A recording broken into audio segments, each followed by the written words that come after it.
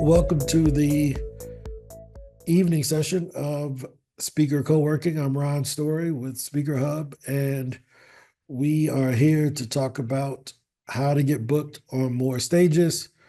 And so we talk about every day. This is our, scheduled time number 2, the fourth version or fourth edition of the evening session. It's a Friday, so we get to find out if these Fridays are going to last. I don't know how many people are gonna give up their Fridays to work, so we're gonna see. But yeah, we're here. We're here with the faithful, the few, the proud, the speaker hubbers. We're here with the few, the proud, the speaker hubbers. Oh, there's another one. Maria's here. Maria's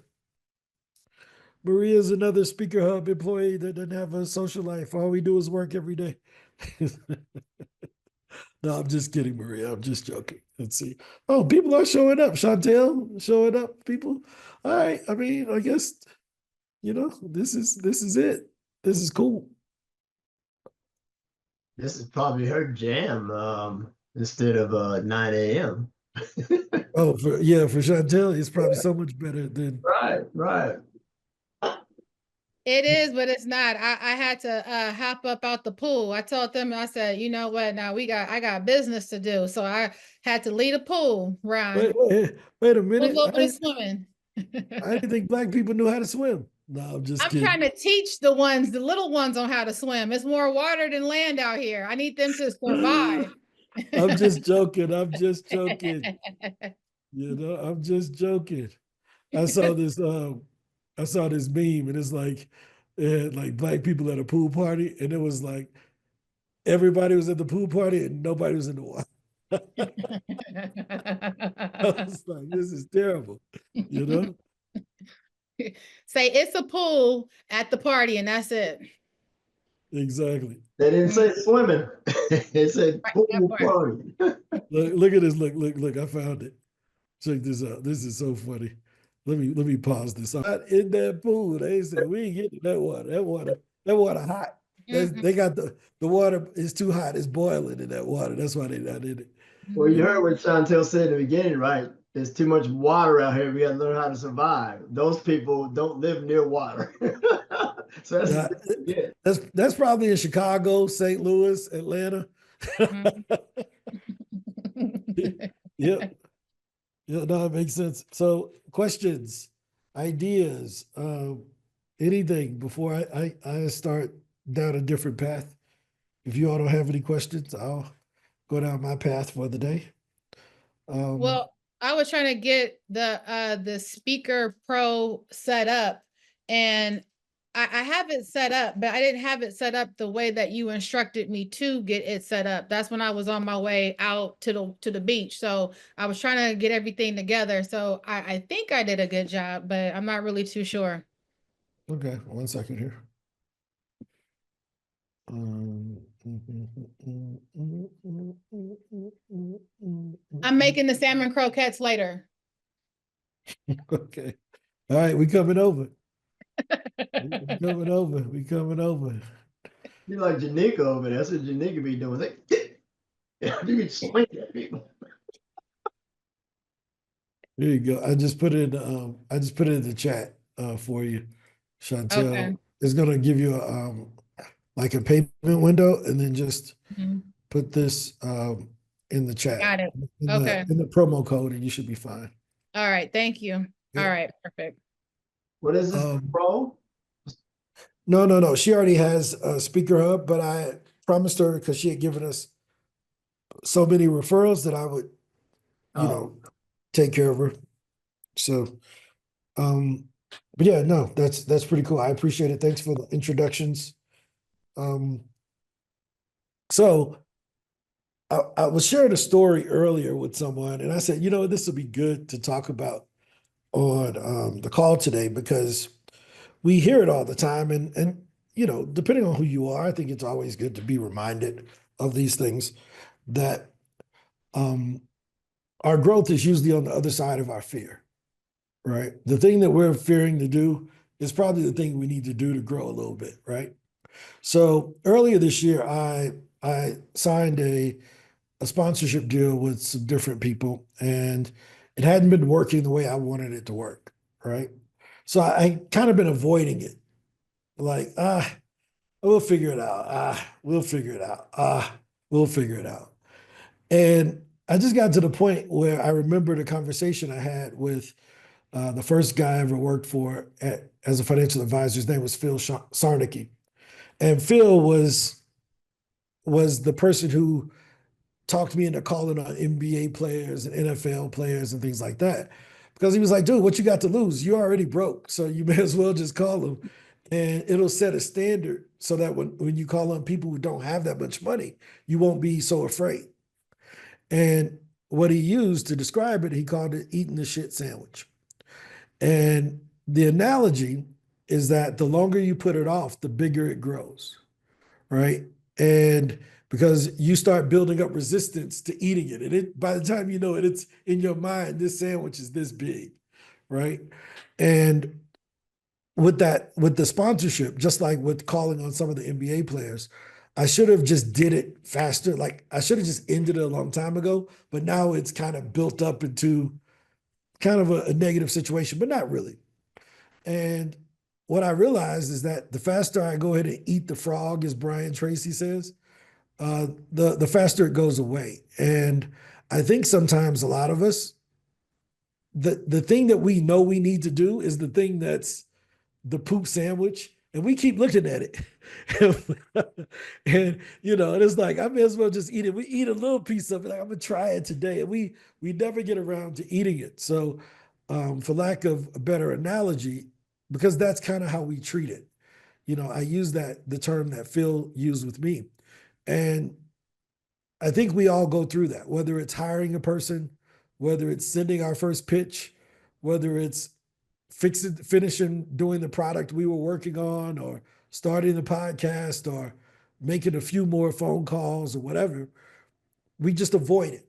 And the technical term for it is called call reluctance. It's when you're in sales, they call it call reluctance. Oh, I don't want to make the call. They always find something. Well, I'm folding up the papers on my desk. What, man, if you don't pick up that call, well, man, I'm doing this. Dude, call the people. And I'm learning that we run into the same thing when it comes to getting booked for speaking gigs. We don't want to send the pitch, or we don't want to send the follow-up. And I was watching a video with the guy who has the largest YouTube channel in the world, and his name is Mr. Beast. And what he talked about was how every time he gets tired and he's ready to quit on something, he says, yeah, this is about where my competition quit, so I'm just going to keep going. And I thought that was an interesting frame, that to be that competitive in what you're wanting to do, to say, you know what, when I feel tired, my competition probably is taking a break right now, so I'm going to push through just so I can have that little edge on them. And yeah, so those who showed up this Friday, high five, man, because I can guarantee you there's a lot of people who are sitting at home saying, I'm gonna work on it on Monday. And when you're just starting off, you just can't afford to do it. And I know it's not PC and it's not work-life balancey, but it is the key to poverty, is listening to people tell you how much you should or shouldn't work on your dreams, right? So I'm a firm believer you should work as hard as you can, as hard as you want to, for your stuff. And so I give you all a high five for even showing up tonight, because you could have been doing something else, but you're here putting in the time, learning something else about the business, or sending pitches, or, just trying to get the next edge over the other person. So, yeah, that's my poop sandwich story. So usually comes wrapped up in a little bag. Just take the little bag and open it up and put some sauce on it. That's my brother-in-law's sauce. He spent 12 years in prison and came out during the pandemic and made a sauce, right? And I'm gonna tell you something about that sauce in a minute. Then after you put the sauce on it, go and get you a Pepsi and wash it on down. And then just go and get you some Trident, because you're gonna need it.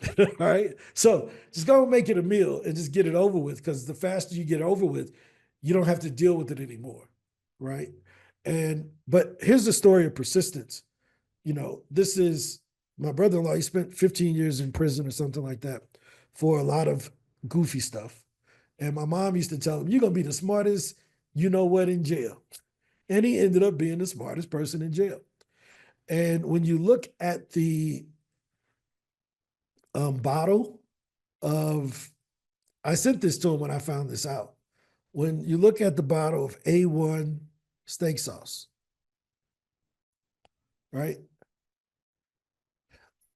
You know what it says at the top? What y'all think it said at the top of this A1 bottle? Let me see if I can pull up the original one. When was that started and what year? Y'all see that year? 1862. 1862. Watch this. Watch this. When was the Civil War?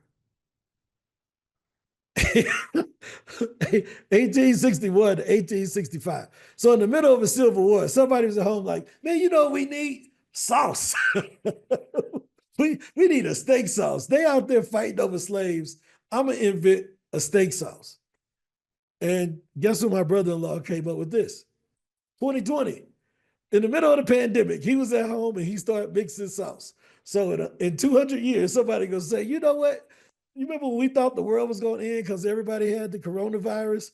This dude started shipping steak sauce." Now, this is the first international bottle because it's all the way down here in Colombia, but I got a whole box of it here in my house. But he's in 500 grocery stores, right? And he didn't wait on a distributor. He was a truck driver after he got out of prison, started driving trucks. And he started mixing the sauce, bought 12 bottles off of Amazon and started mixing them. I'm going to show you this because I think it's an inspirational freaking story because he just don't have potato chips. I mean, he just don't have sauce. He got potato chips and everything else in the store too. And you talk about a promoter, this dude is a promoter. So, but he drove trucks and let me see if I can find it. Let's see. Yeah, this is an old nail salon. I mean, you talk about a hustler. He's had everything. A man owning a nail salon is weird, but he did. He also had chips, you know. And I said, "Dude, you can't have pure heat coffee. Ain't nobody buying coffee that sounds like it's hot," you know. So he got rid of the pure heat coffee, but he still has the seasoning salt, the potato chips, and the sauce. Now, why is that? Well, he was driving trucks and he said, "You know what? I'm going to go deliver these myself." And I mean, so I'm trying to find the thing where he got a thing of him bottling it up one at a time. And it used to be in a white bottle. And then I think he could get the black bottles redesigned for cheaper. But let me see if I can show you this. But it just shows the power of persistence. Everybody got an excuse of why they can't do something. And I've seen this dude do a bunch of stuff I never thought that he would ever do. And he just pulls it off. You know, this him down. He spent a month in an orphanage. This him at my house. Actually, this is here in Colombia. And then he went to Kenya. This is us with my little daughter right there. But hold on, let me show you this. I got to go back. Keep scrolling. But it's just a testament that we can do whatever we want to do, no matter what the circumstances on the outside say. And I mean, he's just a hustler. I can't find the daggone bottles, but he got a whole bottling plant and everything where he puts this sauce on the back of the truck. And he now at Hy-Vee, now at Fresh Time. You know, these are major grocery stores. Now at Schnucks. He had every freaking grocery store in the Midwest, and he delivers them himself. He puts them on his truck and drops them off. So not to just give him a little bit of credit today, but just to say that we can always find a good excuse to not do something, but it's hard to ever find a good reason not to do it, right? So keep going, guys. High five to you all. The hard work, it pays off, you know, I mean. Yep, I would say it's the the company, the people you have around you. We all know, and I think you and Ed, you were talking about this like a long time ago about the 5 people closest to you and all that, and Ed, you had a different spin on it, but you either pushed him away because we know, you definitely know, Ron, that all the ideas that he had, there were two people probably believed in what he was talking about. And Oh, I didn't look. I didn't see him hustle so much stuff. I didn't think he was gonna pull this sauce off. But yeah, go but ahead. think about the other 200,000 that said, "Ain't no way," right? And he ain't listen to that. In fact, he stopped hanging around him, and then he just did it. And then, like you said, look, go to Facebook. I see y'all. Exactly. Now, let me tell you a funny story about that because I think it's good to hear because now here's the funny thing. I mean, it's at the grocery store. It didn't start there though. He owned a nightclub in St. Louis, and you know every nightclub got wings, and this was the sauce he was just making up on the wings, right? And then he went to jail after the nightclub. So this was years ago, and everybody wanted to do it overnight. But then he had to go get food certified to bottle up food and prep it the right way. You had to go through all of this stuff in order to make it happen. So it just doesn't happen overnight. And again, like Bart said, you can't listen to the haters.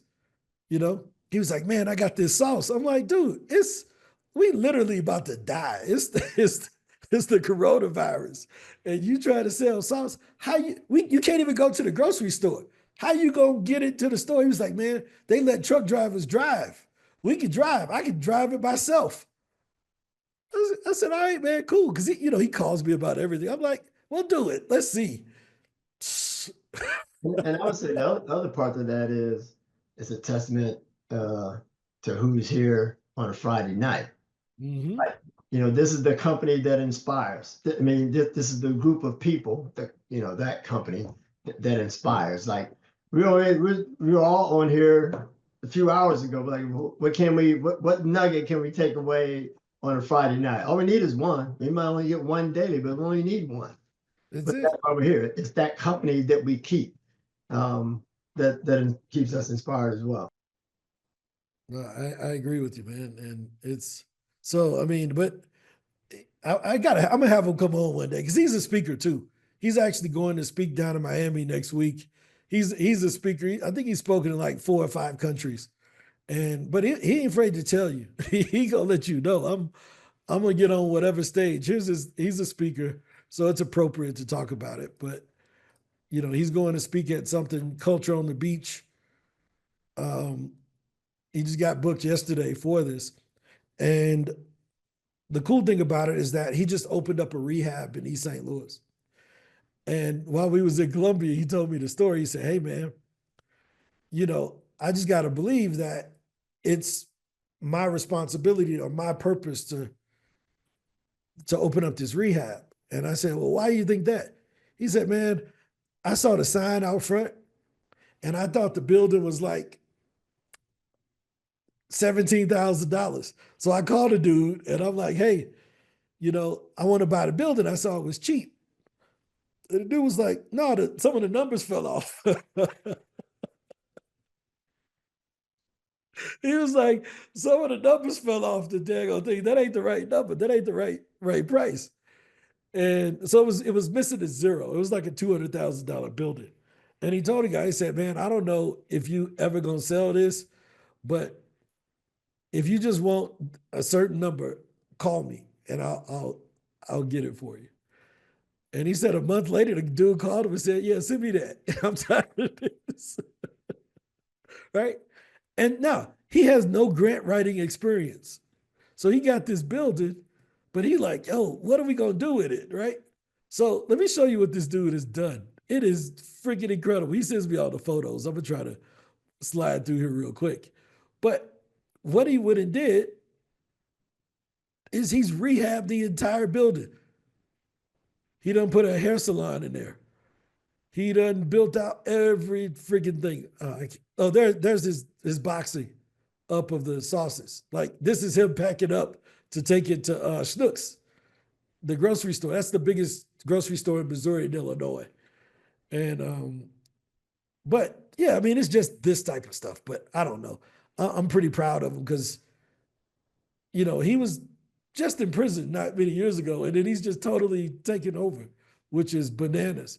But he's rehabbed that entire building. I mean, redid everything. And yeah, so I don't know. I could gloat on about the guy, but I ain't never heard nobody win by telling him no. I'll leave it at that. He ain't hearing no. Um, yeah, here it is. Here's the inside of the place. So he's rehabbed it all. This is the first day when he first got it. And the building was so terrible, he didn't want the whole photo in there. So he like, just get this part. And he brought his sign to the closing. This is the day he closed on it. He had the sign delivered the same day he closed on it, so he could take the photo. And he got some guys over there, But this is where it all started. So I give Reggie a lot of credit because he is the idea, like he is the embodiment of hustler. And he even got a little van now that he got somebody to donate to him. And yeah, I mean, he was in here and put new windows in, everything. This is super duper duper dope.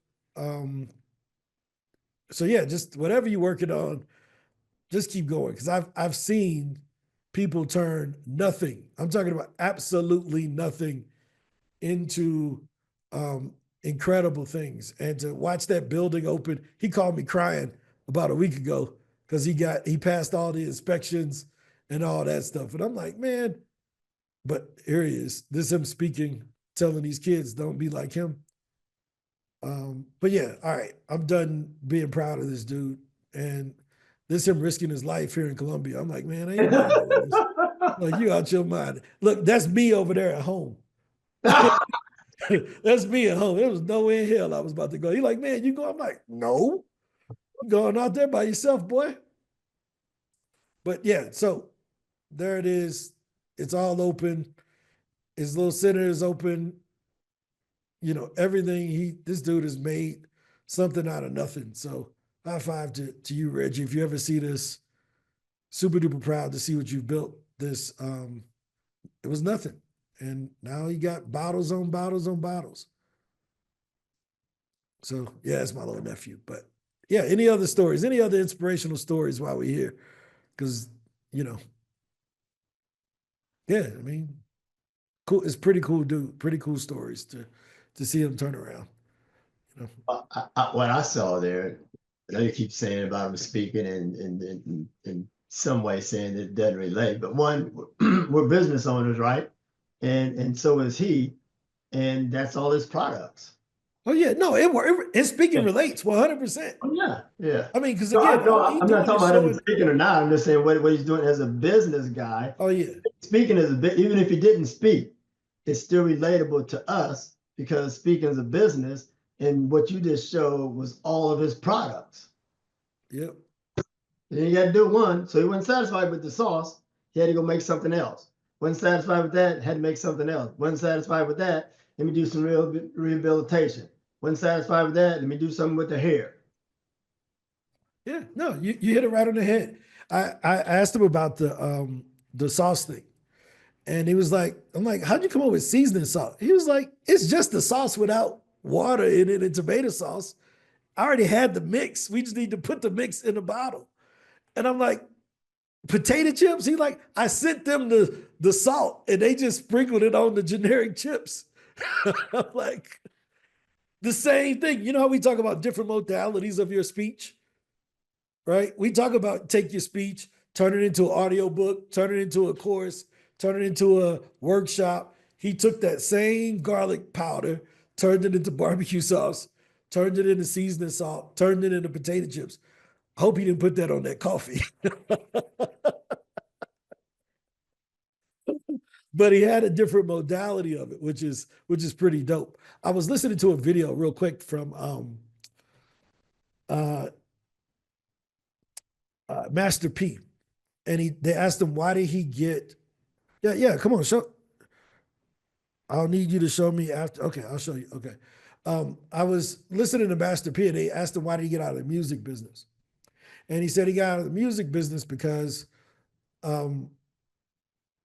he wanted to make products that didn't talk back and products that didn't get arrogant and stop going to work.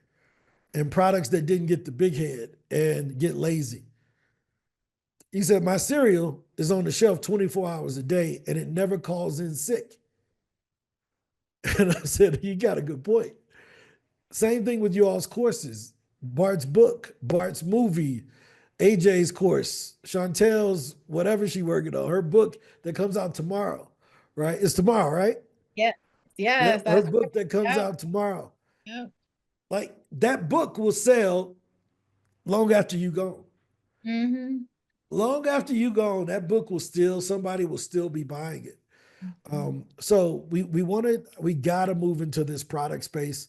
I think I'm gonna have him come on next week and talk about how he created product. Actually, I may have him speak at the summit on product, because I think as thought leaders, I think Bart, you just kind of triggered something in me that we're entrepreneurs and one of our products just happens to be our voice. That doesn't mean we can't get into t-shirts, barbecue sauce, whatever. We got to have a product, right, that we could sell. So thanks for that inspiration, Bart. That got me thinking like, oh yeah, we just don't have to sell digital products. We could sell physical products too. Sharon, good to see you. I saw you sneak in here, but we just talking about why we got to start selling more stuff as people, as entrepreneurs, you know. That Fly Girls. Oh, Vernice. I went to her webpage, and like right up front is a reel. I clicked on the reel, and AJ and I looked at it as well, because I saw that, AJ, you gotta see this. Like, you're gonna get blown away. I was like, we're not her. We're not trying to be her, but like I was motivated. I mean, I wasn't even like really paying attention to everything she was saying, because she's speaking to her audience about those things. But it was just, you're motivated. But the reason I brought it up was because you're talking about products and everything and t-shirts. Well, she comes to one event, they have her coming in. She has like a fighter pilot bomber jacket on. Now that wasn't her job, but she flew helicopters, right? But she has on there Red Wings, which is Tuskegee Airmen. But she could put Fly Girl on there and sell. Oh, that would be dope. You show a little bit of a reel. Those people are crazy. I'm gonna play it right all now. Those jackets. Man, let me play it. Her site looks dope. This is like definitely professionally designed, right? Yeah, her site looks really good. No, just play a little bit of that first reel. All right, I'm gonna play it right here. When your Marines and soldiers are in trouble, you answer the call, right? And this is what I call in this moment a gutsy move. And what's a gutsy move? In your gut, you know what's right. It takes guts to do it, but you gotta take action. If you don't take action, it wasn't a gutsy move. It was just a gutsy thought. That's right. That's right. And gutsy thoughts don't get us anywhere. Please welcome your officer in charge for the next few moments, Fly Girl. Captain Gurney's Armour was making history as a combat pilot in Iraq. If you want something that's really special, put a Fly Girl. There's no one like it. You have permission to engage. If, when, how you engage is absolutely a choice. Oh, but I think my biggest takeaway was to just bloom where you're playing it. Yeah. You are the CEO of your business. Period in the story. You're the CEO of your destiny. What are you determined to do for your destiny? Delay is not denial. Failure is fertilizer. If someone says no, what do we say? Who got next? Fly Girl killed it. She absolutely customized her message to support our goals as an organization. She inspired, she lifted, she encouraged. I highly recommend a Fly Girl. Something is always happening, always transitioning, always going on. And when it happens for our customers, how do we show up and engage in that moment? We just heard a terrific presentation by Bernice, and I would highly recommend you bring her to your meeting. When I get inspired, you want to think about challenges and how to overcome them with the right mindset, this is your woman. Some of us have put our life savings into our franchise. and we are willing to dig the ditch with our fingernails. If I don't have a shovel, a backhoe, a spoon, I'm digging that ditch because we have to make it work. There is no plan B. And how we wake up and engage every single day is the key. Now, will there be challenges and obstacles? Of course. It wouldn't be life if we didn't. The way she's able to pivot and use real life anecdotes and just what we learned today, Lee is a true professional. I will hire her 20 times over. She's amazing. Number one most essential component was the plan. Why the plan? Because the plan was simply the framework that would take us from where we were to where we wanted to be. When crap hit the fan, we would flex, adapt, get back on course, and accomplish the mission anyway. That's it. Find the solution, focus on success. Fly Girl was the absolute most enthusiastic, energetic, and inspirational keynote we have ever had. The energy in the room was beyond measurable, and we would have her back year in and day out every year. When I think about our mission, number one, our families. Like, we didn't start our business, our franchise just as a nonprofit. Number two, our employees, the people on our team, our crew. Number three, our friends, our families, our communities that depend on us to show up. Again, how we are engaging in every moment is absolutely key. Refusing to settle even in the smallest of moments and demanding the breakthrough. Just had Fly Girl Armor do our keynote speaker for day one of our Pro Summit. The energy she brought was absolutely amazing. The stories that she told connected with the audience. The authenticity was through the roof. I can tell you, I've never seen a crowd give a standing O like that when she was done. It was so moving, so powerful. We totally made the right choice bringing B in. She was awesome.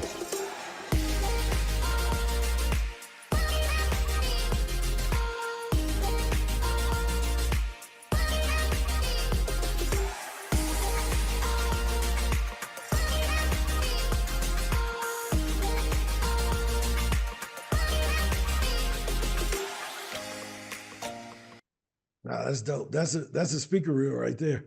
You know, she got all the B reels, she got all the testimonials. I think I even saw some of the times, depending on what company she was speaking at, she wore their T-shirt under her blazer to match whatever the conference was. She had the Polaroid one on. Then the other one was like, I think the theme of the conference was killing it. So her shirt had killing it on it. I don't know if she asked them ahead of time, but that would be a dope touch if that was your style, to try to understand what the theme of the conference is beforehand and order a custom T-shirt for it, for when you're, dude, I mean, it was dialed in. Like, there may be some better ones out there, but it's one of the best ones I've seen as far as keeping it. It wasn't overdone. It was just her on stage with the hot points of what she talks about.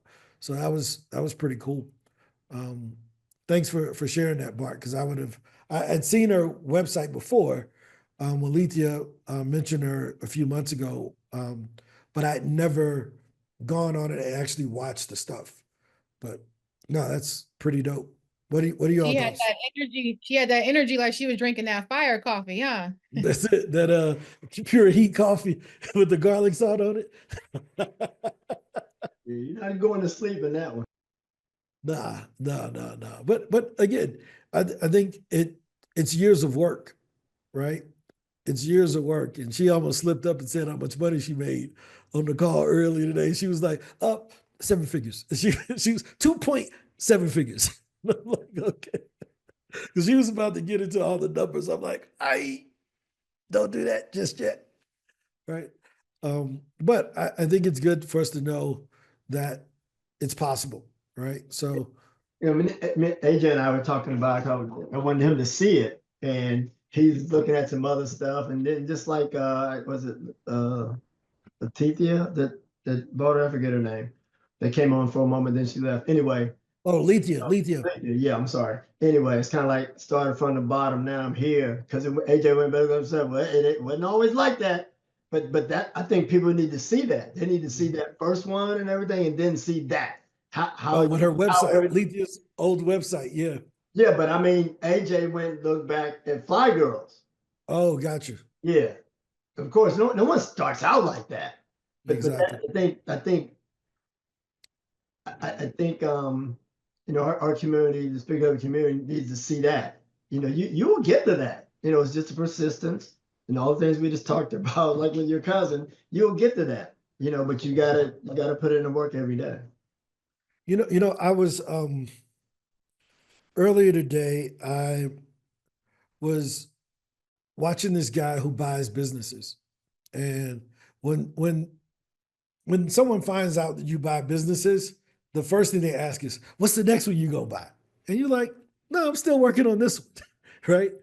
And he bought his first business and I'm gonna bring this up because I thought it was interesting, because you just can't rush the process, right? You can't skip the steps. And today is show and tell, I guess, at SpeakerHub, because sometimes it's good just to have these motivational moments versus, yapping about speaking. Because I think the inspiration is just as important. And it's this guy here. He's from Columbia, Missouri, about 2 hours from where AJ and I grew up. And he made two great points that I thought was incredible.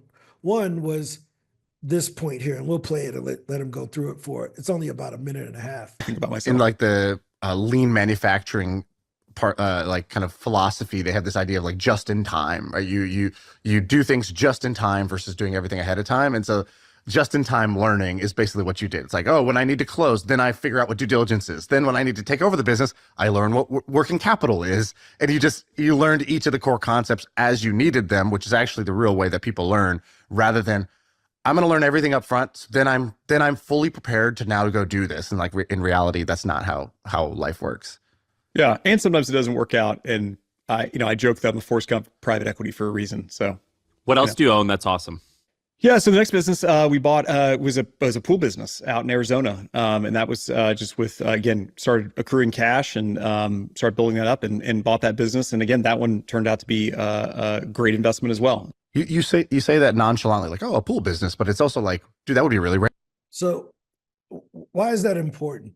What he said is just in time learning. A lot of us know, I got to get my speaker reel ready and I got to get this ready. And then when I get that, I'm going to be ready. He's like, no, I just learned it as I was going, right? I didn't know how to buy a business, but I made an offer and then I figured out how to make offers. And then I had to go to close it and I figured out how to close. And then I realized I screwed this up, so I had to go fix it. But a lot of us, we want it to be perfect. I'm going to be ready someday. You're ready right now. Just go ahead and just start going towards it, because you don't know what path. You may be preparing for problems that you may never encounter, right? Imagine putting all this time into starting this one thing instead of getting started going down the path and realizing right up front that it may be the wrong thing. I would rather realize it was the wrong thing before I've invested half of my life into it, before I invest all this time planning for it and then realize it's the wrong thing. You see what I mean? Because you can't get that time back.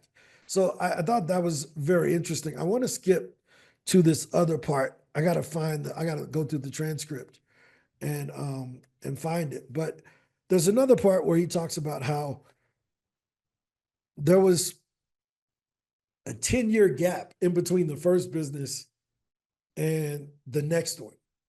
But now he does $300 million a year with $50 million in profit. And he owns every business with no debt. Let me say that again. $300 million a year, no bank debt at all. He owns them all free and clear with $50 million a year in profits. And it's not tech-based, right? It's not tech-based. It is, let's see, what Chantel put in your book on there? Oh, we about to go buy this. It just came out. How much does that go book? $89? Good Lord. I think they messed up the price. Oh my God. I see 49. Where you see 89? They look the same to me. No, I'm just joking with you. Chantel, let's do it. Let's do it. So then all the rest of the people can't make no excuses. You see that? Bam, done. $49 from Ron Story and SpeakerHub. Oh, way to thank go. you, Ron. Look at that. Done. Wow. Done. No, I don't want none of this Prime crap.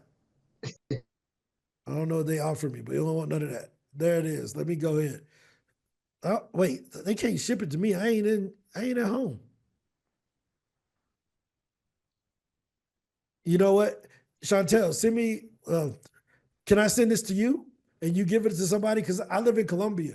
It's going to cost me $100 to get this book. Yeah, I sure can. Yeah. You know what? Yeah, send it. Send me your address and I'm going to send it to you. And then I'll send it to you. No. I want you to read it. Okay. Well, then I'll just send it to my mama's house and she'll bring it to me. Okay. Yeah. Okay. Yeah.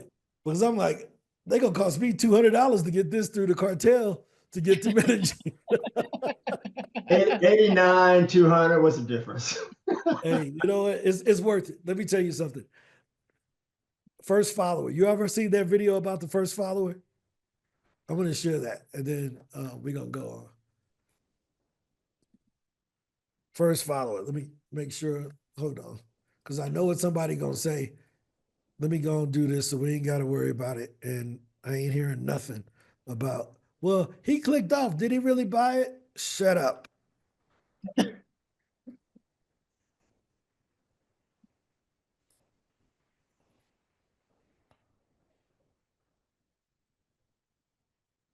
Now, what y'all got to say now, haters? There it is. First sale. Thank you. First sale.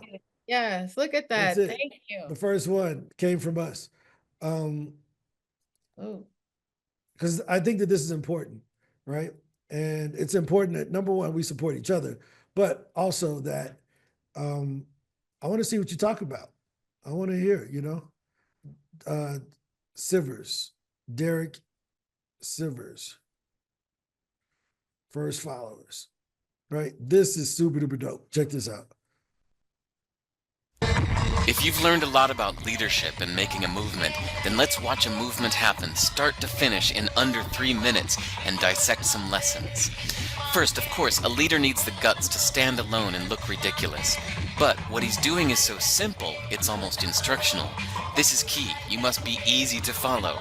Now here comes the first follower with a crucial role. He publicly shows everyone else how to follow. Notice how the leader embraces him as an equal. So it's not about the leader anymore, it's about them, plural. Notice how he's calling to his friends to join in. See, it takes guts to be a first follower. You stand out and you brave ridicule yourself. Being a first follower is an underappreciated form of leadership. The first follower transforms a lone nut into a leader. If the leader is the flint, the first follower is the spark that really makes the fire. Now here's the second follower. This is a turning point. It's proof the first has done well. Now it's not a lone nut and it's not two nuts. 3 is a crowd and a crowd is news. A movement must be public. Make sure outsiders see more than just the leader. Everyone needs to see the followers because new followers emulate followers, not the leader. Now here come 2 more people, then 3 more immediately. Now we've got momentum. This is the tipping point and now we have a movement. As more people jump in, it's no longer risky. If they were on the fence before, there's no reason not to join in now. They won't stand out, they won't be ridiculed, and they will be part of the in crowd if they hurry. And over the next minute, you'll see the rest who prefer to stay part of the crowd, because eventually they'd be ridiculed for not joining. And ladies and gentlemen, that is how a movement is made. So let's recap what we've learned. If you are a version of the shirtless dancing guy, all alone, remember the importance of nurturing your first few followers as equals, making everything clearly about the movement, not you. Be public, be easy to follow. But the biggest lesson here, did you catch it? Leadership is overglorified. Yes, it started with the shirtless guy, and he'll get all the credit, but you saw what really happened. It was the first follower that transformed a lone nut into a leader. There's no movement without the first follower. See, we're told that we all need to be leaders, but that would be really ineffective. The best way to make a movement, if you really care, is to courageously follow and show others how to follow. When you find a lone nut doing something great, have the guts to be the first person to stand up and join in. There it is.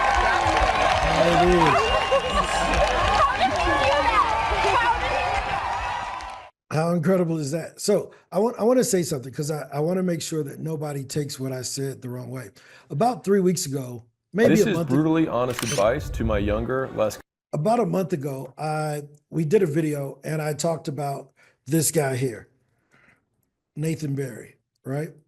And Nathan Berry has products and services, and he offers a software, but he also has a book. And I did a whole talk about why people shouldn't be charging $8 for their books on Amazon. So I want to make sure that anybody who saw me say, "Wait, that's book $89," all she did was follow what I taught 2 weeks ago when I was telling people, don't be giving away your books for $6 on Amazon. So she charged $49, and I would be a hypocrite if I didn't buy it because I taught her to do it. I taught the whole class that they shouldn't be selling books for $3 on freaking Amazon. So I don't want to hear your hateful BS on this video, because go back and watch my previous videos where I used Nathan to teach why she should probably do a video version and a course version and do one that comes with a strategy call too for $500. So before you say something, go buy the book. You saw the first follower and the lone nut who bought it 3 minutes before it, after it dropped. Follow my lead and go buy the book too, and we'll all celebrate with Chantel, and we'll give her great testimonials when we implement what the heck she put in this book. So I'm just gonna stop the haters ahead of time. Haters gonna hate, potatoes gonna potate. So there it is, right? High five to you, Chantel, for following instructions and not selling a daggone 99-cent book.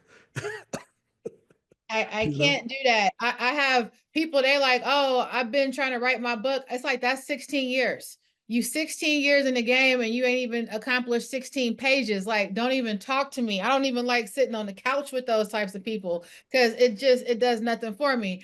And I'm like, yeah, so I got a book coming out. They're like, how? You didn't even talk about the book. I don't talk about a lot of stuff. I just put it in action. I'm not the one to tell people what I'm doing. I like to show them what I'm doing. I'm not from Kansas, but I do like the show me state philosophy. I'm going to show you better than I can tell you. And I did it on my own, self-published. I was having a little bit of problems. So I had got 2 publishers on a Zoom call real quick. And I'm like, I'm having some problems with my margins. And they're like, your margins are fine. Like, you don't even need us to be on the phone. Then the 2 publishers, they started talking, then they ended up connecting with each other. So it's like, okay, well, I guess this is what the meeting was about, for me to do a meet and greet with you guys, and then you guys can go ahead and be great. So, and even with the TV show, I turned down the guy, and then I got an email maybe like 5 minutes later. I pitched to this woman who has her own network, and she said, I would like you to come on and talk on 2 different shows. So I said, that's great.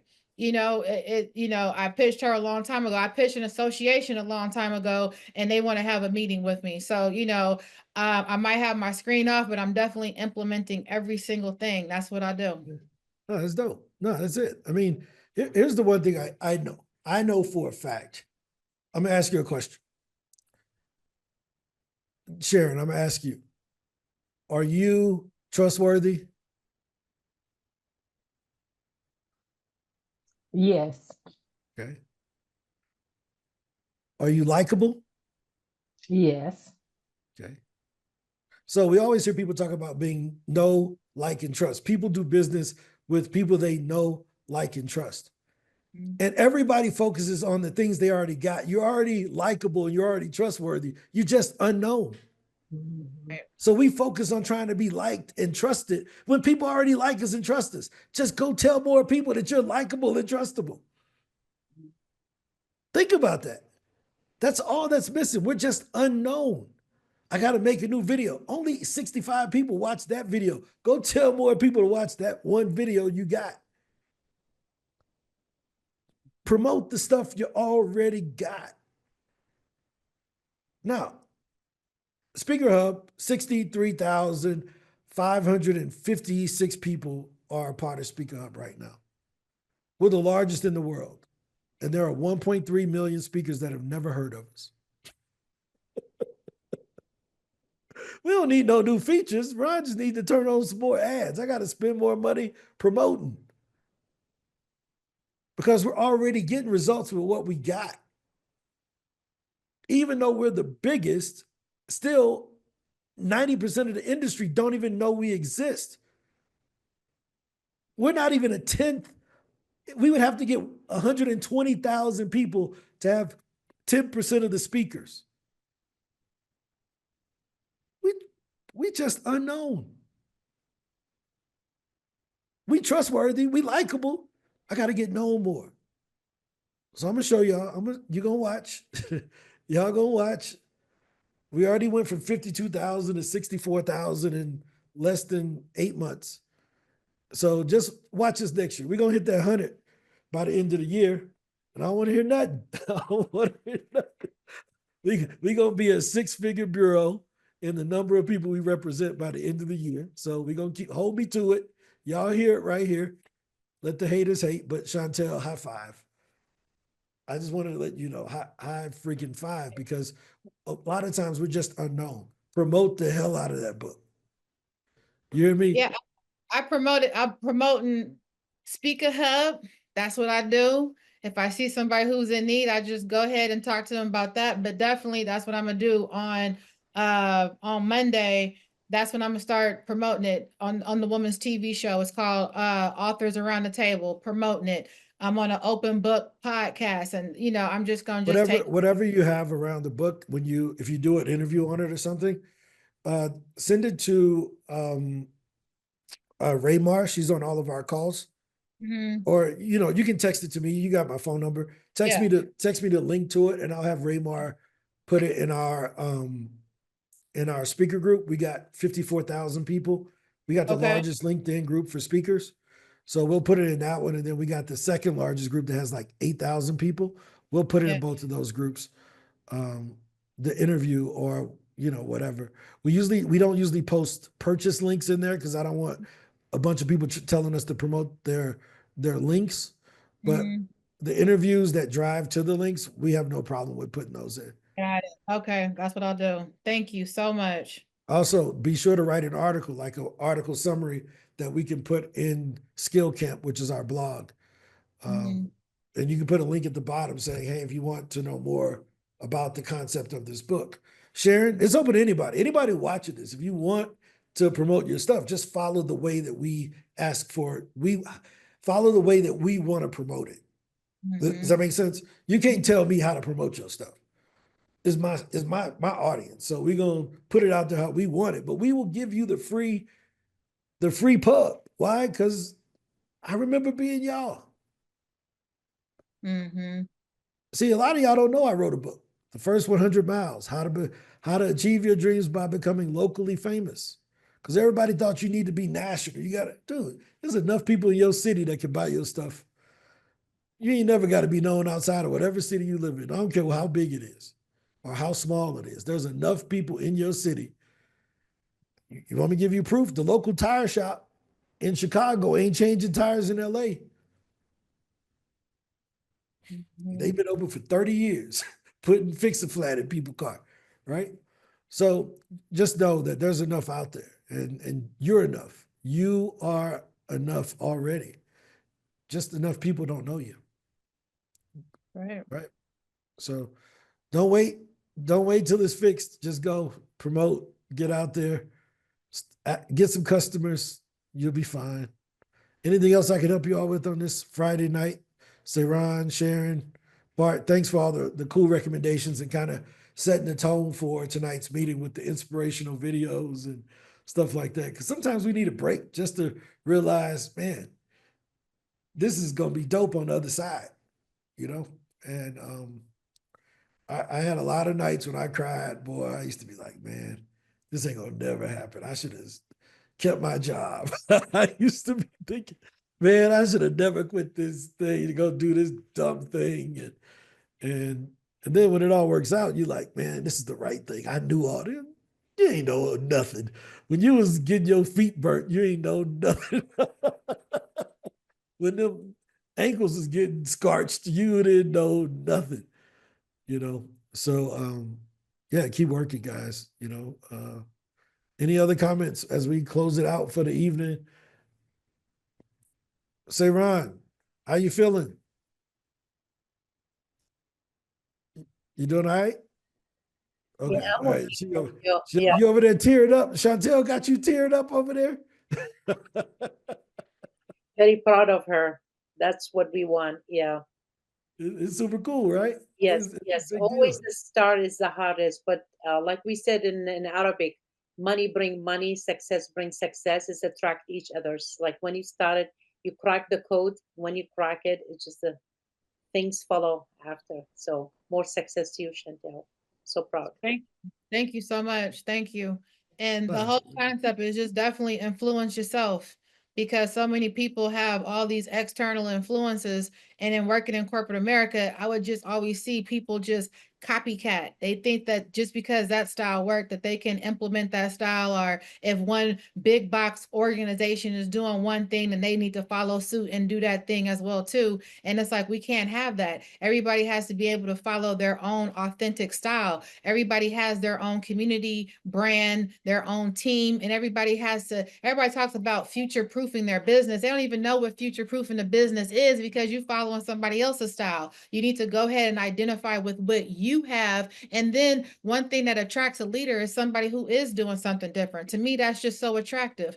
People will stay and follow you past Google Maps. Google Maps can't even calculate that destination, because that destination is still continuing to grow. So that's what I want to really empower people with, that you don't have to go behind somebody else, because what they're doing, it may not work. I have Walgreens. I live in San Francisco. Walgreens is closing around me, and Walgreens, that's a well-known place. And if you have places like Walgreens that are closing down, I have big chain grocery stores that are falling down. It's like, if they are not able to succeed, it's even harder for the entrepreneur and even the solopreneur to succeed. So you really have to think about the next steps that you are doing. And I've seen entrepreneurs outlast and gas a lot of these big box organizations that used to be their competition. Now they having to take a back step. Like I always say, Jeff Bezos, I remember when he did start in his garage. I remember that business when it was only in his garage. Now look at him. He able to compete with chains like Walmart, and that's a giant. Oh, 100%. I want to leave with something, because I want to make sure that people understand the value of not only what you just said, but what you did with the pricing of your book. When back in 2001, this guy came out with this book, Rich Dad, Poor Dad, right? What most people don't know, that he had a game called Cash Flow. Yeah, I played that game. Yeah. And it was a board game. Mm-hmm. And when you go to buy this game from Rich Dad's store, how much do you think this game cost? AJ? I think when I bought it, it was like $200. Yeah. So now they're selling it for a little less, but yeah, it used to be $200 for this game. And they asked, why did he charge so much for a board game when Monopoly, you can get it for $10? And what he said was, Monopoly don't teach you how to make money. This is not a game. This is a teaching tool to teach people investing. If I look at it as a game, they will take it as a joke. But the people who are going to make an investment in this, there's a whole interview where he goes to this. The people that are going to make an investment in this are going to learn a lesson that's going to make them millions of dollars down the road. And I used to make my friends play it. We would set this joint up and we would play it at my house, and it taught you so much about business and the rat race and the cash flow quadrant and all of those things. So I think a paradigm shift is needed regarding books and trainings and things that we provide people. As long as they're giving you the results, they're probably worth 100 times more than what the investment was. I'm forever in debt to Robert Kiyosaki for this game, because of what I learned about options trading, buying businesses, buying real estate, investing in stocks. But if I never bought it, I would have never known. So high five for you for changing the paradigm on how books are sold, and keep going. This is a big deal. So high five, super duper high five. A lot of flashbacks. AJ, what were you gonna say? Hey, I was gonna say something to Chantel, just so you can get a real life view of how it's perceived. As soon as I saw how much it was, I was like, what the Right. Well, you heard But me say $89. I was like, So- this book, $89. is honestly, like, I'm like, dang, if that book 44, what's in it? Like, what made you think you know what I'm saying? So now your brain is computing why it's that much. So then you get more curious and more curious, like, well, damn, 40. Dang, okay. When was the last time I bought a book over $20? What does this book have in it that makes it worth 44? So, you know what I'm saying? Just to let you know, like, that's what's really computing in my head right now. Like, maybe I need to check it out. If she was bold enough to make it 44, maybe it's worth 44. So, hey, congratulations, man. Congratulations. Thank you. Thank you. Like Ron said, we got to show our work. So I'm just showing it, just putting it. That's it. No, I believe it. Anything else, guys? This is good. This has been a good week. Good way to end off the week on a positive note, with some great examples of hard work. If you all remember, you go back and you watch the videos from about a month ago. Chantel talked about, I'm about to write this book. It was just an idea, and it's coming out on March the 1st. And I was like, okay, and every time she says something, she said, my book come out on March the 1st. Go look at all her comments on every video. She talk about that book. So, but my family's beating on my door because I've been in here since 6 a.m. Let me get up out of here. See, they coming in now. So I'll talk to y'all later. Bye-bye.